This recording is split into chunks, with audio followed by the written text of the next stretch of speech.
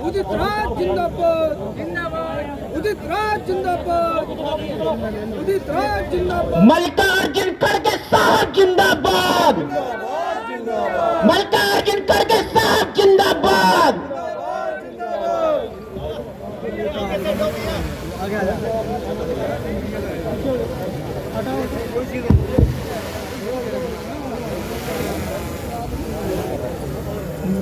हमारे दिल्ली के in charge Congress party के नेता काजी निजामुद्दीन जी, गुरदीप सप्पल जी, तारिक अनवर साहब जी, हनुमंतराव जी, आफ्ताब अहमद जी, मनोज कुमार एमपी जी और इस कार्यक्रम को जो आयोजित किए श्री उदित राज जी और यहाँ पर जमा हुए मेरे भाइयों बहनों और मीडिया के मेरे दोस्तों,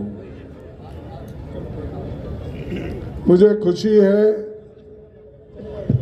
कि आज दलित, ओबीसी, माइनॉरिटी, आदिवासी इन संगठनों का एक एनजीओ के तरफ से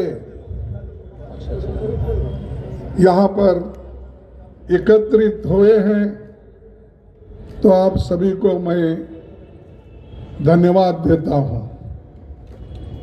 क्योंकि जब तक किसी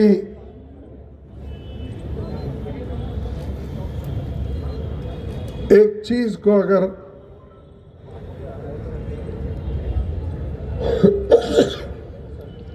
सॉरी पानी भी है तो लोग एक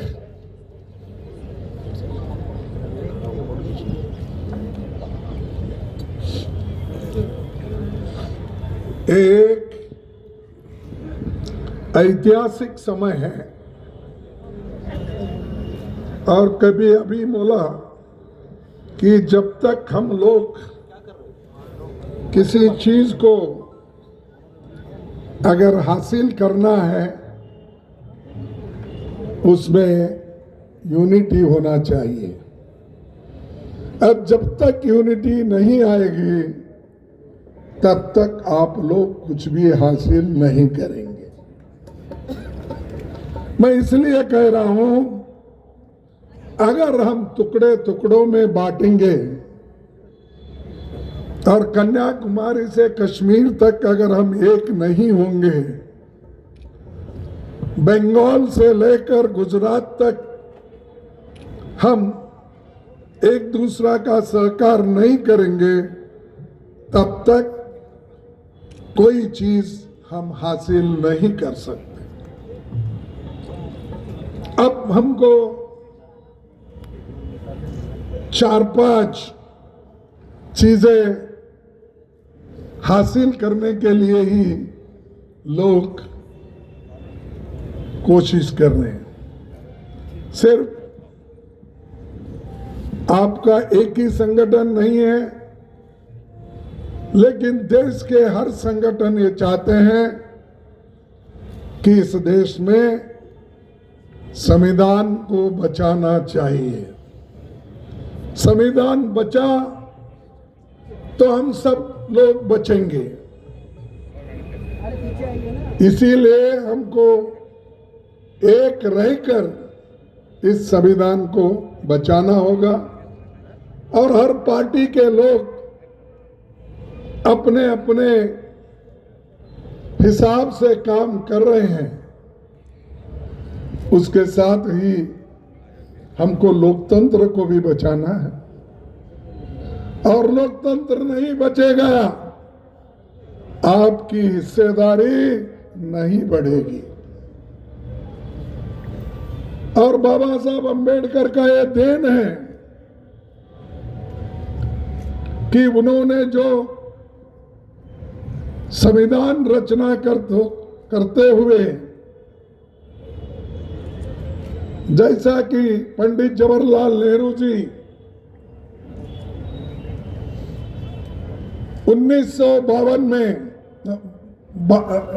1922 में एक कांग्रेस के अधिवेशन में रेजोल्यूशन पास किया था। क्या किया था कि उन्होंने आजादी के बाद हम सभी लोगों को एडल्ट फ्रेंचाइज देंगे।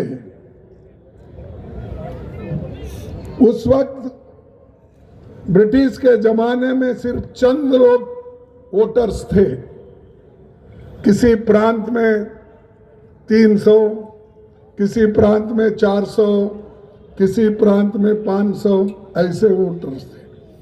वो सब अमीर थे, जमींदार थे। वही लोग प्रांतीय सरकार भी ब्रिटिश के वक्त चलाते थे। लेकिन पंडित जवाहरलाल नेहरू जी प्रधानमंत्री बनने के बाद जो कॉन्स्टिट्यूंट असेंबली बन गई और डॉक्टर बाबा साहब अंबेडकर उस ड्राफ्टिंग कमेटी के चेयरमैन बन गए, तब दोनों ने मिलके अडल्ट फ्रेंचाइज हमको जरूरी है, चाहे पुरुष हो, चाहे महिला हो, चाहे युवा हो, चाहे गरीब हो, चाहे अमीर हो, चाहे कम से कम रास्ते पे काम करने वाला भी हो, उसको वोटिंग का अधिकार हम दे के रहेंगे। इसीलिए तो संविधान बन गया। और ये किसी की देन नहीं है, कोई आता कुछ तो बकता है। मैं देखा हूं बहुत से बीजेपी के लोग बकते रहते। क्या उन्होंने आपको अडल्ट फ्रेंचाइज दिलाया? क्या आपने को फंडामेंटल राइट्स, बुनियादी जो हकूक मिले, क्या मोदी ने दिलवाया? बोलिए, आप मोदी ने दिलवाया आपको? ये तो संविधान की देन है और संविधान ने आपको दिलाया है, लेकिन आप उसको भूल जाते हो। हर आदमी इस चीज को भूलते हैं, जो आपको फाउंडेशन में सब कुछ मिला, उसको आप लोग हिफाजत करने के लिए तैयार नहीं है, इसके बारे में सोचते नहीं है। मनुस्मृति में तो यह कहा गया है कि हमारे बहनों को, माताओं को समान अधिकार नहीं होना चाहिए, पुरुषों को ही सब कुछ मिलना। अब उन्होंने ये भी कहा, मैं भूल गया हूं, माफ करना, आप लोग इसको ठीक कर ले सकते हैं। मनु ने ये कहा और उसके साथी लोगों ने भी ये कहा कि शूद्र और महिलाएं ये सब तांडन के अवतार है, कहा। यही ना? तांडन के अधिकारी है, ताड़न। ठीक है, आपके पास वो बोलते हैं, हमारे पास ये बोलते हैं, भाषा की अलग। लेकिन आपके पास महिलाओं के लिए ये है लेकिन आजादी आने के बाद महिला आज प्रधानमंत्री बन सकती है, देश के अध्यक्ष बन सकती है, एमपी बन सकती है, एमएलए बन सकती है, जिला पंचायत अध्यक्ष बन सकती है, मेयर बन सकती है। ये सब किसका देन है? संविधान का। इसीलिए संविधान बचाओ, ये आंदोलन जो है हर जगह चलना चाहिए। ये मेरा तेरा नहीं है, ये तो सबका है। अगर सब एक रहेंगे तो कुछ हासिल करेंगे, अगर एक नहीं तो कोई किसी को कुछ नहीं मिलने वाला है। सभी लोग डॉक्टर अंबेडकर नहीं बन सकते। एक व्यक्ति ने कॉन्स्टिट्यूंट असेंबली में जाकर सबको मनवाकर जो हमारे को मूलभूत अधिकार दिलाए और उसी के साथ जो कांग्रेस पार्टी ने उस वक्त उनको साथ दिया और उसका जिक्र मैं पार्लियामेंट में बहुत बार किया हूं। आज भी हमको वैसा ही रहना चाहिए और लोगों को ये मालूम होना चाहिए कि देश एक है और देश में सब एक है, कोई भेदभाव नहीं होना चाहिए। लेकिन आज जब राहुल गांधी जी ने जातीय जनगणना की बात उठाई तो मोदी और शाह जी ने ये उठाया, ये देश को तोड़ने की काम कर रहे हैं। अरे भाई, देश को तोड़ने की काम उन्होंने नहीं कर रहे हैं, देश को जोड़ने के लिए उन्होंने जाति गणना का डिमांड किया है और हम भी बात करते हैं। वो उसमें आपको मालूम होगा कि कौन सी कम्युनिटी कहाँ है, उसको क्या करना चाहिए, इकोनॉमिकली कैसा है, सोशली कैसा है, कितनी खेती उसके पास है, कितनी नौकरी उसके पास है, ये सब निकालने के लिए उन्होंने ये जाति जनगणना का बीड़ा उठाया। और हमारा काम है, जिन लोगों को इससे फायदा होता है वो लोग पहले उठना चाहिए। अगर वो लोग पहले नहीं उठे फिर दूसरा क्यों आपके लिए आएगा, मदद करेगा? ये आप सोचिए। अरे जब मेरे को एक बात याद आती है, महात्मा गौतम बुद्ध ने जब अपना धर्म का प्रचार करते वक्त उनके साथ सिर्फ उन्होंने जो दीक्षा दी सिर्फ 5 लोग थे और 5 लोगों के साथ उन्होंने धर्म का जो प्रचार किया, आज दुनिया भर में बुद्ध का नाम, अंबेडकर का नाम प्रसिद्ध है।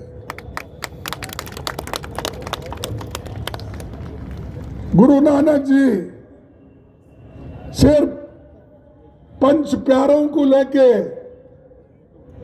उन्होंने अपने विचार, अपना धर्म का प्रचार किया। आज 3-4 करोड़ से भी ज्यादा लोग गुरु नानक के उसूलों पे चलते हैं और ये सब जब डिटर्मिनेशन होता है, जब हम एक होके काम करते हैं तो उस वक्त ये हासिल कर सकते हैं। आज बहुत से गरीब लोग भी जो सिख धर्म में हैं, उन्होंने भी बहुत अच्छा अपनी पढ़ाई हासिल की, संपत्ति भी बनाया, सब कुछ किया, लेकिन ये सब कैसा हुआ? कम लोग रहे तो भी कमिटेड लोग थे। इसीलिए हमको एकजुट रहना। और उसी के साथ मैं और एक आपको बात कहूंगा। इस यूनिटी को तोड़ने के लिए मोदी जी कोई कसर नहीं रखते। धर्मों में झगड़ा, जातियों में झगड़ा, एक जाति को उठाएंगे शेड्यूल कास्ट में, दूसरे जाति को नीचे करेंगे। एक जाति को मुसलमान में किसी एक कास्ट रहता है, उसको प्रोत्साहन देने की कोशिश करेंगे, लेकिन आम आबादी को, आम लोगों को वो इसलिए छोड़ देते हैं क्योंकि उनके प्रति उनकी घृणा है, नफरत करते हैं। इसीलिए उस नफरत के खिलाफ हमारी लड़ाई है। और खास करके अब पॉलिटिकल पावर ये जरूरी है। अगर बाबा साहब अम्बेडकर संविधान के रूप में अगर आप लोगों को पॉलिटिकल पावर नहीं देते, वोटिंग पावर अगर नहीं देते, नेहरू जी उनको अगर कबूल नहीं करते, आज हमारे इतने लोग एमएलए, एमपी, आईएएस, आईपीएस लोग कभी नहीं होते थे। आप ये याद करो, अब पीछे देखो, अब आगे देख के तो चलो, लेकिन पीछे भी देखो। जिन जिन लोगों ने तुम्हारे लिए कुर्बानी की है, लड़े हैं, लड़ते रहे हैं, उनका भी थोड़ा ख्याल रखो। और दोस्तों, मैं एक और बात कहूंगा, बहुत सी चीजें हैं, मैं उसको बोलने नहीं जाता क्योंकि आप लोग बहुत देर से यहाँ बैठे हैं। तो जब बीजेपी केवल अपने नैतिकता की बात बहुत करती है, ये और बार बार अनैतिकता काम करते हैं। बीजेपी क्या करती है? बीजेपी आपके वोट चुराती है। कैसा चुराती है? ईवीएम की वजह से। और वो वोट चुराती है, और यहां तक कि ना एमएलए को भी चुरा के भगा लेके जाती है। जैसा महाराष्ट्र में, कर्नाटक में, उत्तराखंड में, मणिपुर में जो हुकूमत हो गए हैं, वो सब चुरा के, एमएलए को चुरा के लेके गए। और बीजेपी चुनी हुई सरकार को भी चुराती है, और आपके पेंशन को भी चुराती है, और किसानों का एमएसपी तो छोड़ो, उसको तो वो लोग कुछ भी नहीं करे, लेकिन बॉर्डर पे लोग एमएसपी के दाम के लिए बैठे हुए थे, उनको मारकर भगा दिए, कुचल कर मारे। ऐसी ये बीजेपी है, और उसके नेता भी लोग वैसे ही हैं, और आपका हकूक चुराती है, और लोकतंत्र की आत्मा निष्पक्ष चुनाव में बसती है। हम यही कह रहे हैं, देखो भाई, आप निष्पक्षपात से चुनाव करो, चोरी मत करो वोटों की। वो कौन? मैं देखा हूं बहुत से जगह, मेरे को कंप्लेंट आए पूरे देश में, वो लोग बोलते हैं साहब 1 घंटे में हजार वोट डाल देते हैं। ये कैसा? बैटरी खत्म होती है, लेकिन बाद में अगर देखते हैं तो वहां पर फिर बैटरी उसका जो दिखता है 60-70% दिखता है, 99%। तो ये सब कैसा होता है? इसीलिए जमहूरियत को टिकाना भी इम्पोर्टेंट है, जाति जनगणना के लिए भी हम तैयार होना चाहिए। जाति जनगणना उसी वक्त होगी जिस वक्त तुम्हारे पास पावर होगा लड़ने के लिए। अगर तुम तैयार हो तभी जाति जनगणना के लिए वो लोग तैयार हो जाएंगे। हम तो कर रहे हैं। हम अब हमारे हनुमंतराव जी यहाँ बैठे, अब वहां पर तेलंगाना में शुरू हुआ और उसी ढंग से कर्नाटक में शुरू हुआ और हर जगह जहां कांग्रेस है वहां शुरू हुआ। लेकिन जहां जहां बीजेपी है वहां उन्होंने शुरू नहीं किया, क्योंकि मोदी साहब बोलते हैं भाई जाति जाति में बंटवारा हो जाएगा, इसीलिए जाति जनगणना अब जरूरी नहीं है। और मेरे को और एक हाथ से बात करना है, क्योंकि बात तो बहुत है। अगर लंबी बात करते ठहरो तो अभी मेरा पार्लियामेंट में वक्त है, उस वक्त भी बात करूंगा। लेकिन इस वक्त और एक मैं कहूंगा कि हम जिस ढंग से आज जाति जनगणना के लिए, संविधान बचाने के लिए, लोकतंत्र बचाने के लिए, अपने हकूक को ठीक ढंग से रखने के लिए हम जो कोशिश कर रहे हैं उसी ढंग से हमको ये जो हम बात कर रहे हैं, ये जो हमारे हक है उसको रिटेन करने के लिए भी हमको एक होकर लड़ना चाहिए। ये तो मोदी जी खैर पॉलिटिशियंस के पीछे हैं, सीबीआई, ईडी और कौन सा ये उनका इनकम टैक्स, ऐसा उनके पास लगाते। लेकिन आपको क्या करेंगे? आप ना आपके पास इनकम टैक्स देने के लिए हैसियत है, ना आपको कोई छुपाना है, ना कुछ करना है। जो कुछ भी है, एक आधा घर हो सकता है, उसके सिवाय और कुछ नहीं। रोज लाकर रोज खाने वाले लोग हमारे पास हैं। वो मजदूर है, छोटे मोटे व्यापारी है, छोटे मोटे ऑफिसर्स है। और वो ऑफिसर्स भी अगर रहे तो 4-5 बच्चे उनको अगर है तो वो अच्छे स्कूल भी नहीं पढ़ा सकते। तो ये हालत अभी भी है। और मैंने ये बात कई और जगह भी कही, ये देश में इतना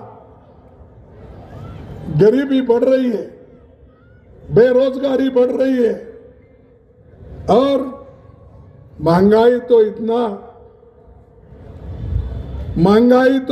बढ़ रहा है, पूछो मत। इधर मोदी ध्यान नहीं देते, इधर लोगों के समस्याओं को हल करने की कोई कोशिश नहीं करते। इसीलिए आपको इसलिए भी लड़ना होगा, जैसा कि हम ईवीएम के खिलाफ तो लड़ेंगे, जनगणना, जाति जनगणना के खिलाफ जो हो रहा है आंदोलन उनका, हम उसको भी मुकाबला करेंगे। और जाति जनगणना, संविधान बचाने का, लोकतंत्र बचाने का सभी काम हम करेंगे। और 50% जो एक सीमा है रिजर्वेशन का, उसको खत्म करके हम ज्यादा उसको परसेंटेज में लाएंगे, तभी हमारे ओबीसी को हक मिलता है, तभी हमारे दूसरे लोगों को हक मिलता है। अगर आप ये नहीं करेंगे तो आपको आरक्षण का 50% बढ़ाने का भी ये नहीं करने देंगे। और मैं दूसरी चीज ये कहूंगा कि बाबा साहब अम्बेडकर ने जब एक संविधान लिखकर बाहर दिए, तब ऑर्गेनाइजर पेपर एक है बीजेपी का। 30 नवंबर 1949 में 1949 में अब ऑर्गेनाइजर एक उनकी पत्रिका जिसके एडिटोरियल में उन्होंने लिखा और इतने बुरे तरीके से लिखा, मनुस्मृति में दर्ज मनु के कानून दुनिया की प्रशंसा का कारण है और वे स्वयं स्फूर्ति, आज्ञाकारिता और अनुरूपता पैदा करते हैं। हमारे संवैधानिक विशेषज्ञों के लिए ये सब निरर्थक है। यानी वो चाहते हैं कि ये संविधान मनु के उसूलों के तहत नहीं है, ये उनका ही कहना है। 30 दिसंबर 1949 में कहा। क्या इससे आप सहमत हैं? नहीं, बिल्कुल नहीं। सहमत है? अरे वो भी आवाज तुमसे नहीं निकलती। अगर कल तुम्हारी जान लेने के लिए आए तो तुम क्या आवाज निकालेंगे? तो ये उनने कहा, हम नहीं कह रहे, ये उन्होंने ही कहा। और देश में अच्छा संविधान को बदनाम करने का और संविधान बदलने का बात वो करे। उसके बाद अब नया एक उन्होंने निकाला है। क्या है कि कोई कौन महाराज वो जज थे, मुझे मालूम नहीं। मैं जजों की बहुत ये करता हूँ, सम्मान करता हूँ, क्योंकि हमारे जो संविधान में बाबा साहब अम्बेडकर ने लिखा है, एक संविधान एक पवित्रता रखने के लिए मैं उनका सम्मान करता हूँ। लेकिन उन्होंने एक ऐसा जजमेंट दिया जिससे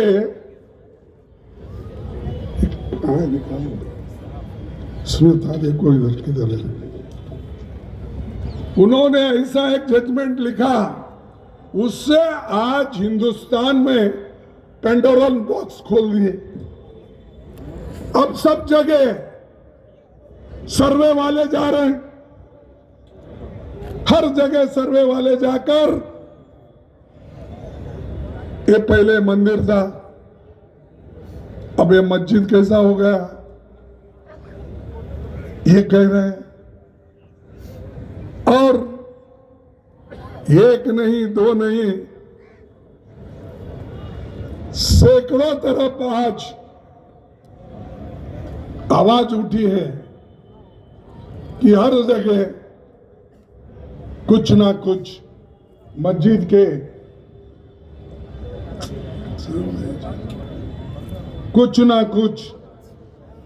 मस्जिद के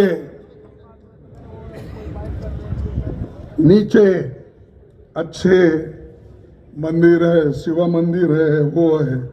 लेकिन हमारे 2023 में बीजेपी का आरएसएस का एक नेता ने कहा, जिनका नाम क्या है, मोहन भागवत, मोहन भागवत 2022 में कहा, हमारा लक्ष्य राम मंदिर बनाने का था। हर मस्जिद के नीचे शिवालय ढूंढने का गलत है। ये किसने बोला? मोहन भागवत। समझे आप? उन्होंने बोला हमारा लक्ष्य राम मंदिर बनाने का था, हर मस्जिद के नीचे शिवालय ढूंढने का गलत। अब आपके लोग ही एक बार ऐसा बोलते हो और एक बार बोलते हैं ये मंदिर गिरा के मस्जिद बनाए, ढूंढो। तो भाई कितना ढूंढेंगे आप? अब 1947 के पहले जो वस्तु स्थिति थी उसको रखने के लिए, स्टेटस को मेंटेन करने के लिए एक कानून बनाया गया 91 में। तो हाँ, प्लेसेस ऑफ वर्शिप एक्ट। फिर आज फिर खोद खोद के हम क्यों झगड़ा निकालना? हम सब तो एक है ना, तुम एक ही चाहते ना, एक रहो सेफ रहो बोलते, तुम सेफ रहने ही नहीं दे रहे। कटेंगे बटेंगे तो कटेंगे। अब भाई बांटने वाले भी आप, काटने वाले भी आप। और तुम्हारा नेता मोहन भागवत कहता है ऐसा, भाई बस अब राम मंदिर बन गया, इसके बाद कोई शिवालय ढूंढने की जरूरत नहीं। उन्होंने कहा, ये मेरे शब्द नहीं, अगर उनकी बात को अगर आप मानते हैं बीजेपी वाले,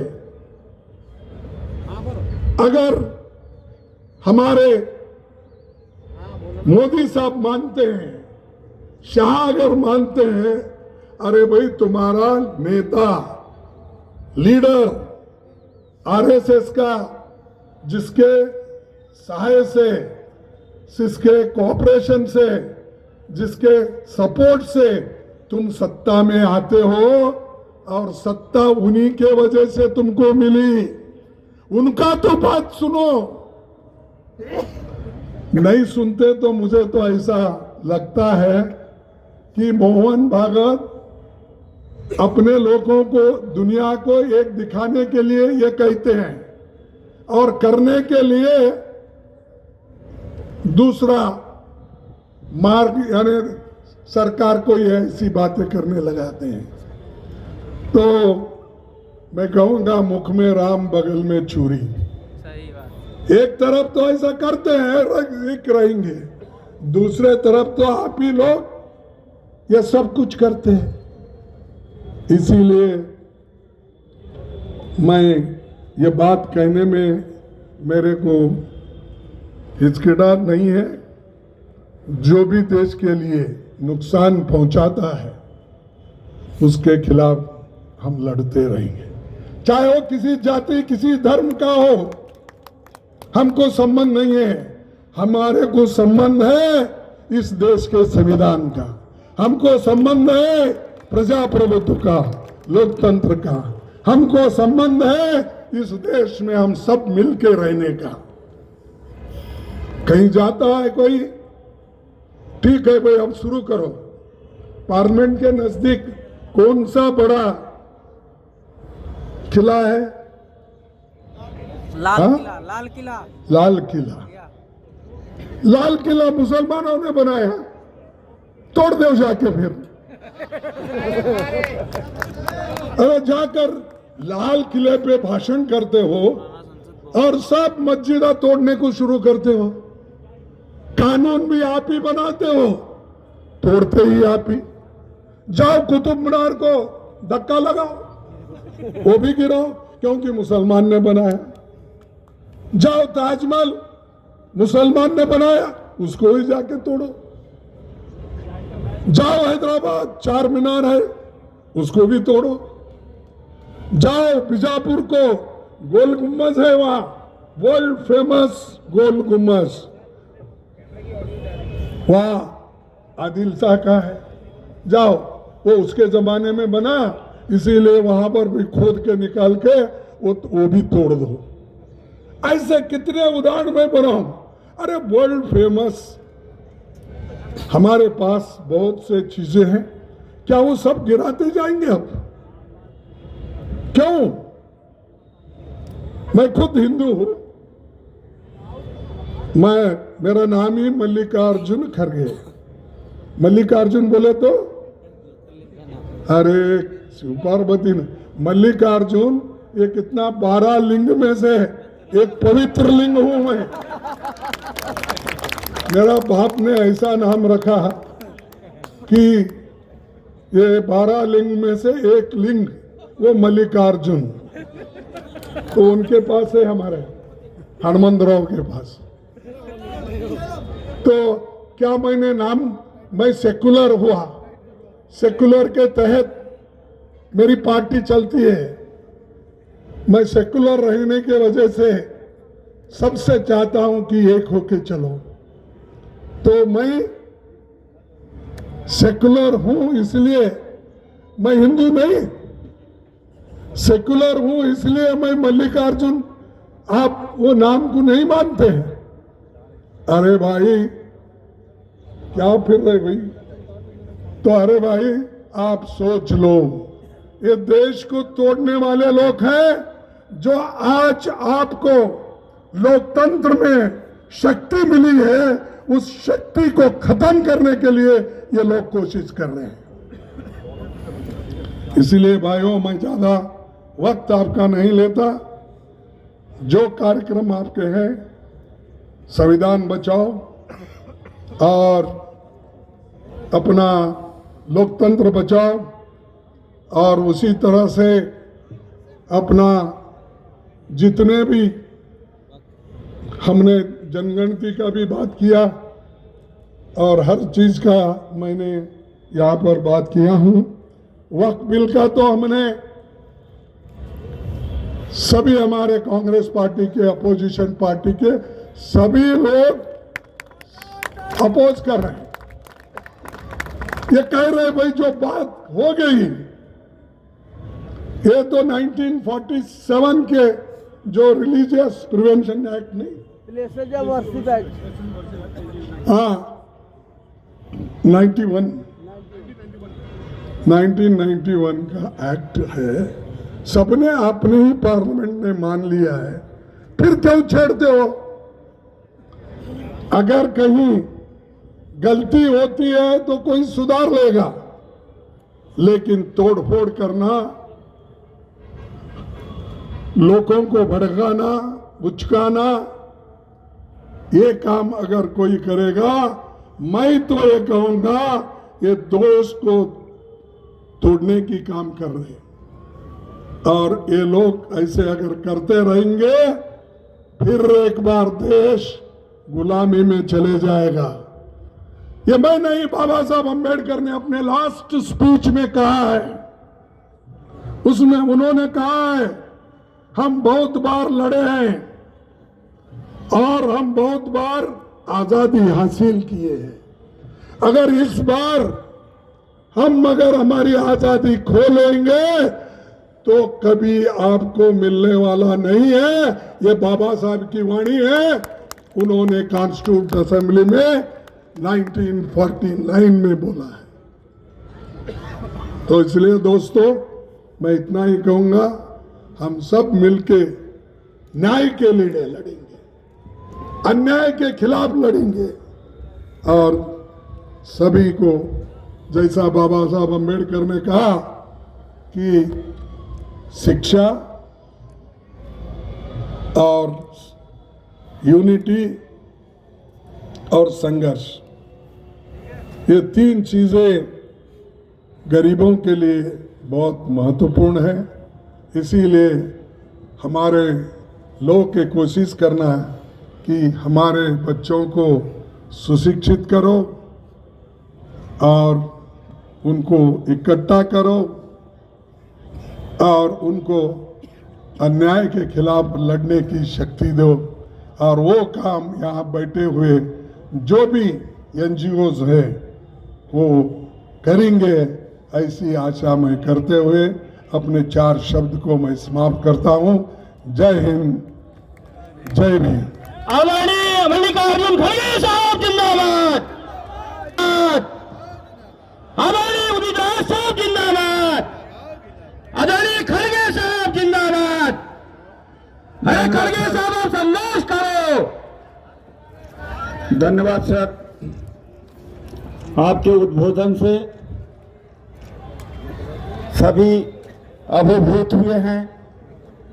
आपका मैसेज लेके पूरे देश में ये जाएंगे और एक सिविल सोसाइटी का एक बड़ा आंदोलन की आगाज आज करता हूं। आपका आशीर्वाद मिला, मैं धन्यवादी हूं सप्पल साहब का, काजी नवाजुद्दीन जी का, मल्लिकार्जुन खड़गे जिंदाबाद।